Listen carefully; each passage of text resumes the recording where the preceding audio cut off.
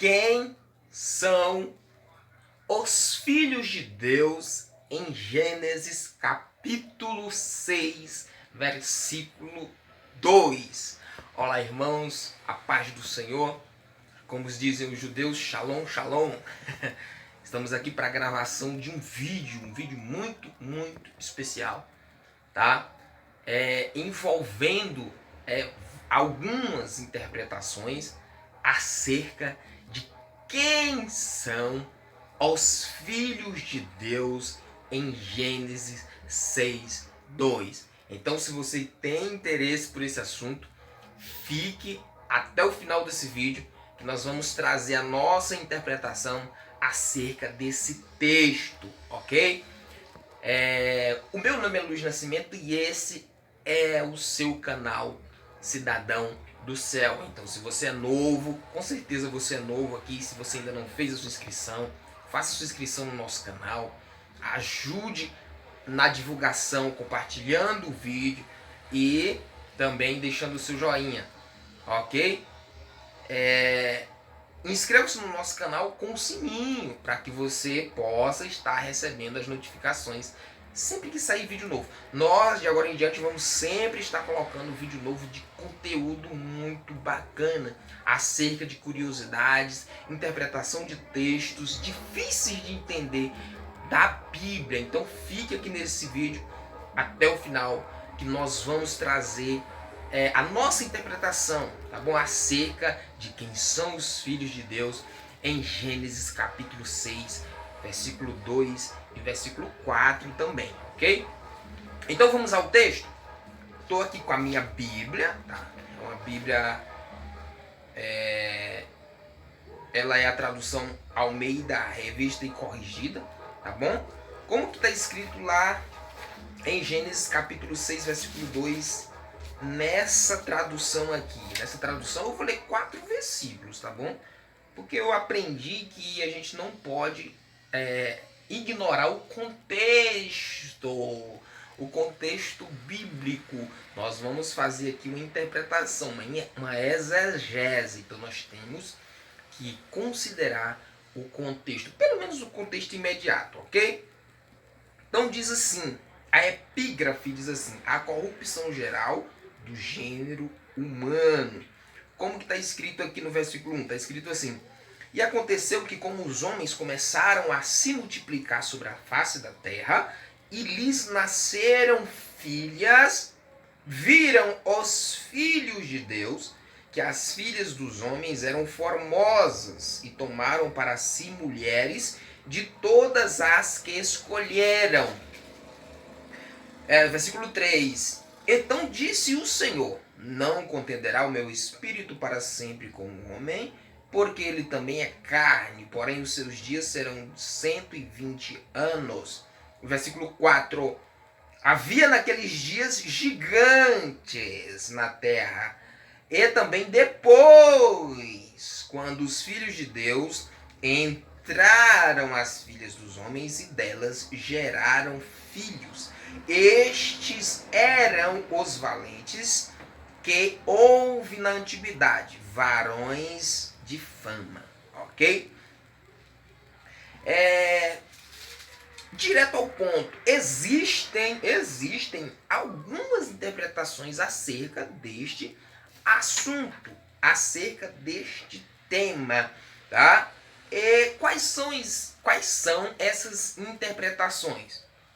Existe uma interpretação que diz que são esses filhos de Deus, Ben Elohim, esses filhos de Deus, são anjos caídos, tá? Então essa é uma interpretação muito disseminada na internet mesmo, através da internet, onde você, fonte de pesquisa, Google. Muitas pessoas acreditam que os filhos de Deus, tá, são anjos caídos. E por que eles acreditam dessa forma? Eles acreditam nisso porque Enoque fala sobre isso no seu livro. Existe uma obra chamada Livro de Enoque, é uma obra apócrifa. E neste livro ele faz menção de Gênesis 6:2, Gênesis 6, e ele cita os filhos de Deus aqui como sendo anjos caídos, ok? Então, por causa dessa fonte externa, extra-bíblica, ok? Importante sempre a gente lembrar isso. É uma fonte extra-bíblica. O livro de Enoque é uma obra apócrifa, ok? Então, é por causa dessa citação do livro de Enoque, muitos acreditam que realmente sejam anjos caídos que se casaram com mulheres, ok? Que se juntaram, que se uniram, tiveram relações sexuais com essas mulheres, e essas mulheres tiveram filhos desses anjos caídos, ok? E eu não acredito dessa forma. Por que eu não acredito? Primeiro, porque o livro de Enoque, já falei, é uma obra apócrifa, fonte extra-bíblica. Então, para mim, eu não tenho como me basear em algo, ok, acerca de alguma coisa da palavra de Deus em uma fonte extra-bíblica de afirmação. Com certeza, eu posso fazer pesquisas, eu posso tentar entender o que acontecia naquela época, questões de cultura e tudo mais, para que eu possa agregar conhecimento neste sentido, mas não para fazer uma afirmação categórica, ok? E lembrando sempre, é uma obra apócrifa, ou seja, uma obra que não passou pelo cânon bíblico. Aí alguém vai dizer assim, mas Judas cita esta obra também na sua epístola, e é verdade. O Judas é meio-irmão do Senhor Jesus. Ele cita, tá, esta obra na sua epístola, ok? Ele cita esta obra na sua epístola. Mas, ok? Mas isso não significa que a obra de Enoque, o livro de Enoque, seja inspirada só porque Judas cita. Né? O apóstolo, são tantos outros livros que a Bíblia cita e que não são canônicos, não são considerados inspirados. Por exemplo, o apóstolo Paulo fala em Atos acerca dos filósofos gregos. Ele cita os filósofos gregos. Tá? E nem por isso os filósofos gregos são considerados inspirados. Então, o fato de um escritor inspirado citar um escritor canônico, citar um escritor não canônico, isso não faz com que o escritor que citou uma obra não canônica faça com que aquela obra que era não canônica se torne canônica por causa de uma citação. Ok? Espero que tenha dado para entender essa parte. Outra coisa interessante, eles acreditam que os filhos de Deus, em Gênesis 6:2, sejam anjos caídos, porque o livro de Jó no capítulo de número 1, fala dos anjos como filhos de Deus, e é verdade. Jó capítulo 1, versículo 8 diz, e disse o Senhor a Satanás, versículo 6, e vindo um dia em que os filhos de Deus vieram apresentar-se perante o Senhor, veio também Satanás entre eles. Então eu não tenho dúvida de que aqui em Jó capítulo 1, versículo 6, e também em Jó capítulo 2, versículo 1, os filhos de Deus aqui eu não tenho dúvida de que são anjos. Só que são anjos de Deus e não anjos caídos.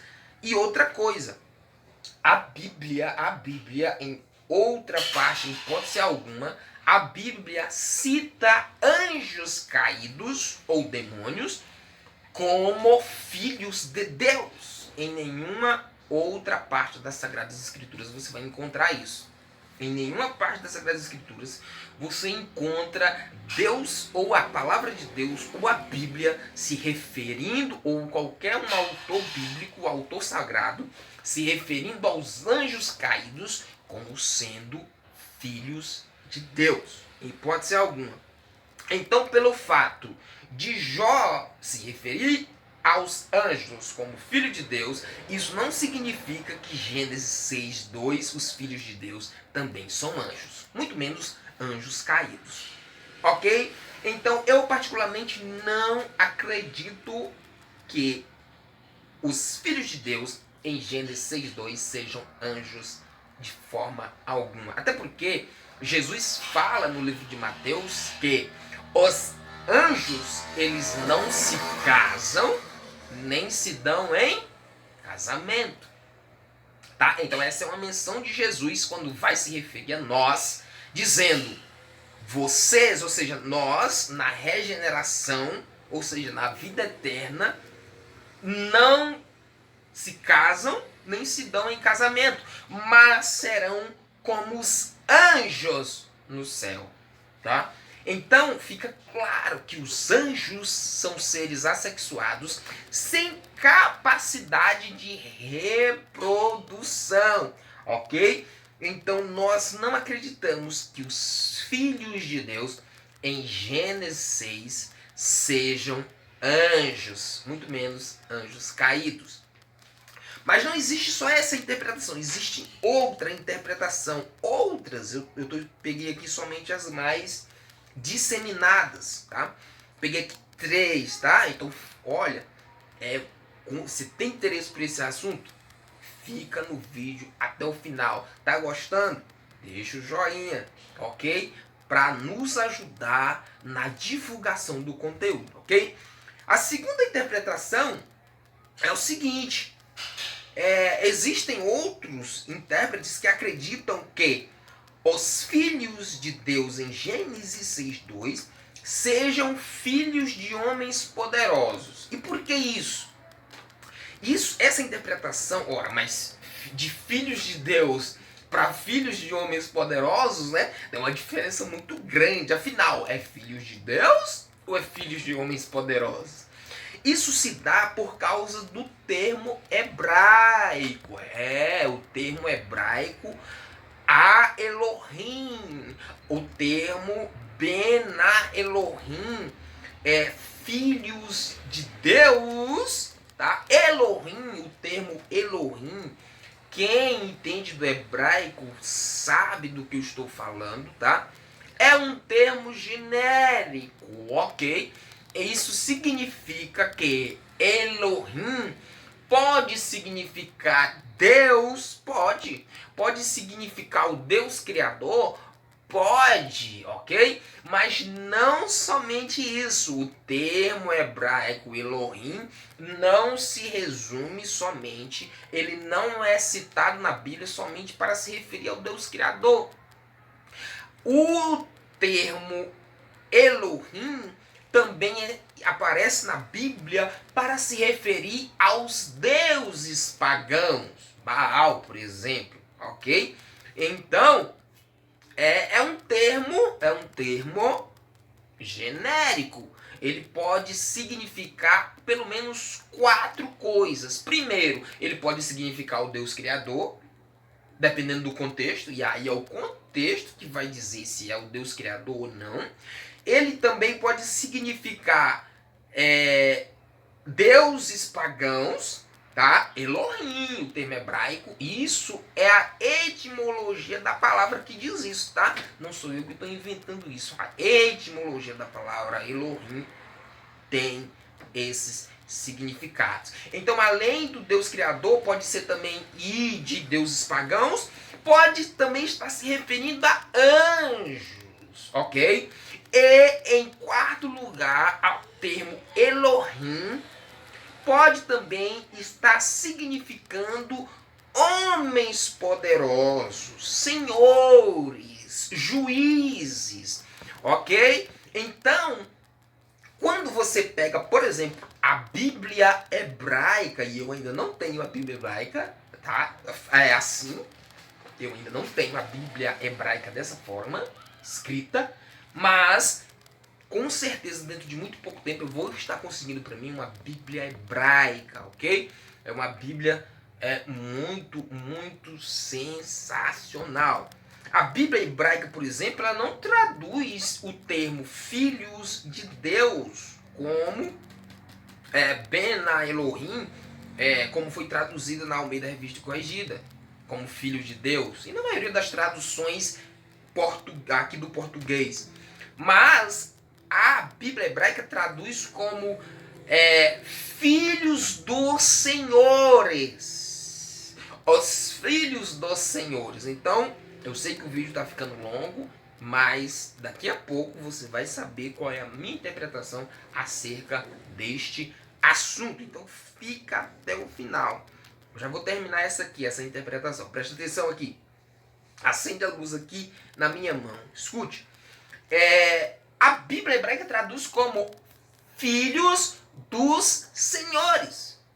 Olha, de filhos de Deus para filhos dos senhores tem muita diferença. E toda essa diferença se dá por causa da etimologia da palavra Elohim, ok? Então não sou eu que estou inventando essas coisas, tá bom? Eu pesquisei, eu estudei para que eu pudesse trazer algo de confiabilidade para você, tá bom? Então essa é uma interpretação que eu particularmente acho possível.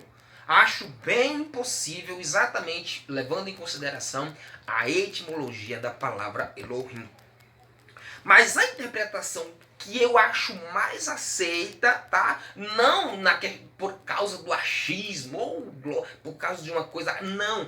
Quando eu digo eu acho, por uma questão de interpretação, por uma questão de estudo, por ser algo que eu acho plausível, ok? Então, pra mim, eu já vou entrar aqui na conclusão já deste vídeo, sei que tá grande, mas eu já vou dizer para você qual é a minha interpretação deste assunto. Então, naqueles dias, que dias? Nos dias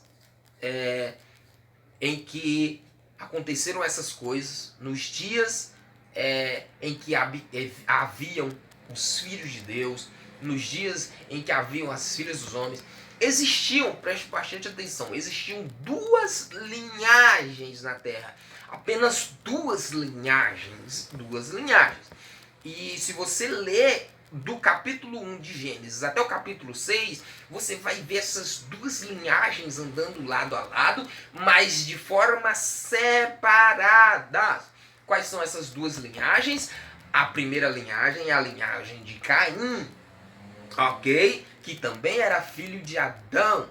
E a outra linhagem, a segunda linhagem, era a linhagem de Sete. Você sabe que Adão teve primeiramente 3 filhos. Quais foram os 3 filhos de Adão? O primeiro foi Caim, o segundo foi Abel. Caim matou Abel. Depois que Caim matou Abel, ele sai errante da presença do Senhor. A Bíblia diz isso. E Deus dá um outro filho a Adão, que é Sete. Nesses dias de Gênesis 6, haviam apenas 2 linhagens. A linhagem de Caim e a linhagem de Sete. Ok? Então se liga só. A linhagem de Caim se torna uma linhagem perversa. Se torna uma linhagem sanguinária, ok? Por causa disso, surgem desta linhagem os gigantes, os varões de fama, os guerreiros, ok? E a linhagem de Sete é a chamada linhagem piedosa, a linhagem justa, a linhagem que buscava o Senhor. Tanto que é desta linhagem que surgem os grandes homens de Deus, como por exemplo Noé, Abraão e posteriormente o Israel de Deus. A nação de Israel surge da linhagem de Sete, ok? Então, tendo isso em mente, a gente consegue prosseguir. Mas isso não é o suficiente.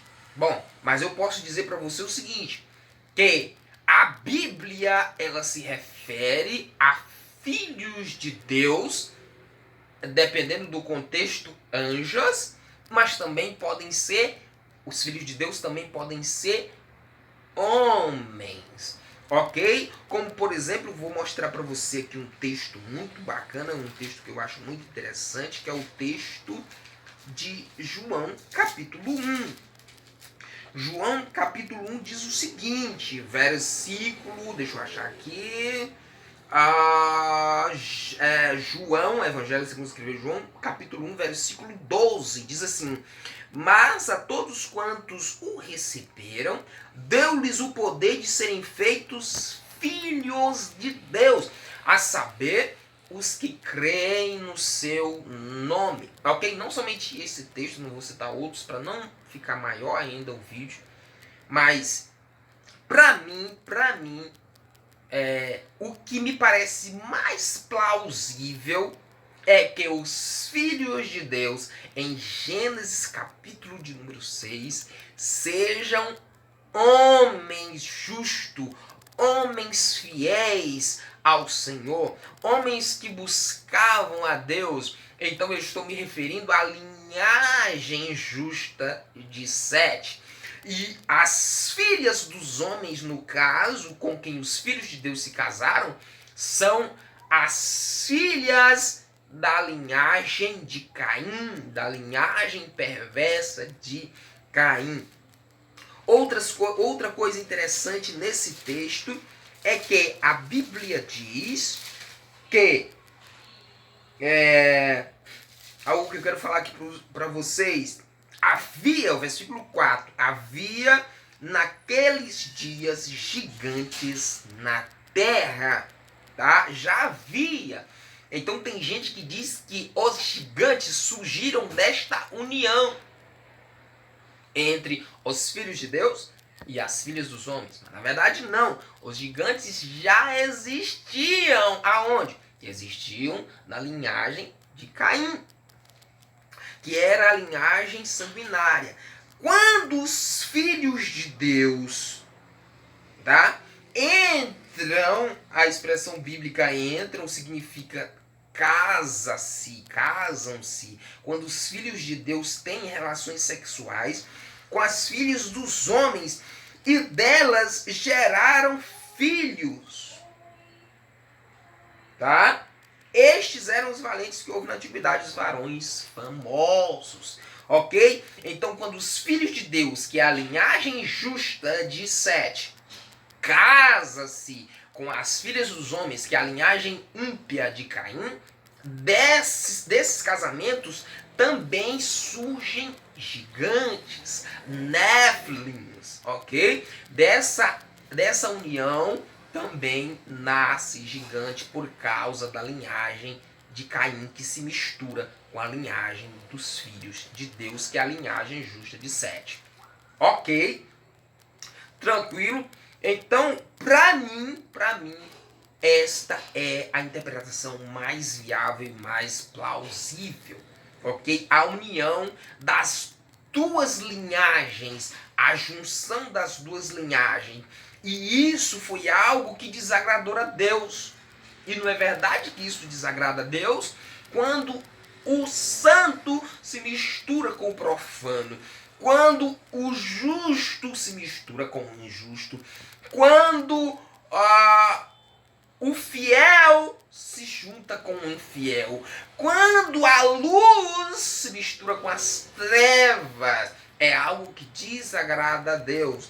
Então foi exatamente por isso que o Senhor viu que aquilo que tinha acontecido, a mistura das duas linhagens, tinha sido algo que tinha desagradado a Deus. Por isso, nesses dias, Deus levanta um homem justo, da linhagem de Sete. O nome deste homem é Noé. Ok? Se você está até aqui, você já entendeu? Já respondi o proposto no vídeo. no título deste vídeo, mas eu já quero deixar aqui algo para você, tá? É a continuação, é como se fosse a parte 2 do vídeo. Como se a terra foi totalmente varrida, se toda alma vivente nos dias de Noé expirou por causa das águas do dilúvio, como foi então que os gigantes reaparecem novamente na terra prometida, nos dias de Moisés também, nos dias de Josué existiam gigantes. Você pode ver lá no livro de Números. Nos dias de Davi, Davi matou um dos últimos gigantes, o nome dele é Golias. Ora, mas se a Bíblia diz que toda a alma vivente expirou nas águas do dilúvio, como pode ser possível os gigantes reaparecerem tempos depois? Como foi que eles sobreviveram? Ok? Então este é tema para outro vídeo. Se você ficou até aqui, eu te agradeço muito, muito obrigado. Meu nome é Luiz Nascimento e esse é o canal Cidadão do Céu. Shalom, shalom.